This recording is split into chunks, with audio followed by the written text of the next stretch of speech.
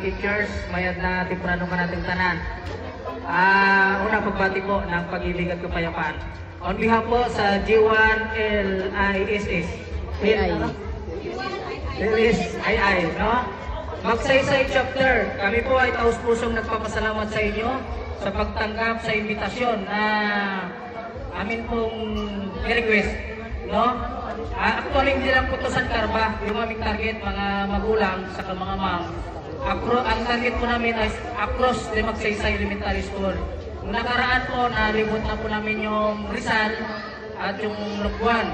So dito naman kami San Carba, paakyat. Kung sana abutin, may awang Diyos dahil ito sa pagtutulong-tulong ng mga members, ng mga guardians. Actually, yung salitang guardians, hindi yan fraternity na gulo. No? Ang sa amin po ay pagkakaisa, community service, saka humanitarian. Yun po yung intention ng guardians, saka extend forces po ng ating mga kapulisan. Pwede mo sila conduct ng safety ng ating mga komunidad. So, gusto ko po, una, magpapasalamat pala ako sa aming pinakamataas dito sa Magsaysay chapter kasi ang guardian po ay na-establish dito sa Magsaysay through kay Saringanya. Maraming salamat, sir. Thank you po.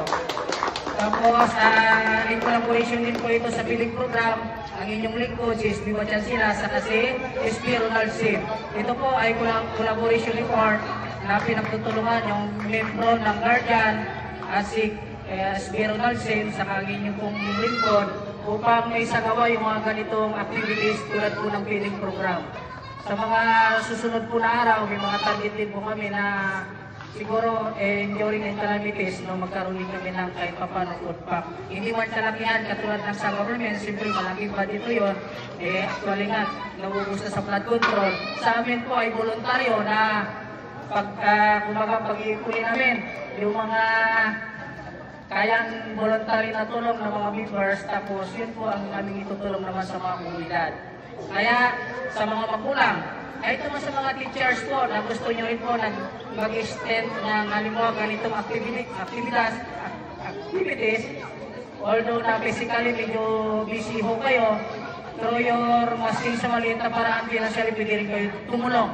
Just join lang po sa guardian, magipag-cooperate lang po sa mga chapter po dito sa San Carba para maka-reach out po kayo sa ating president, si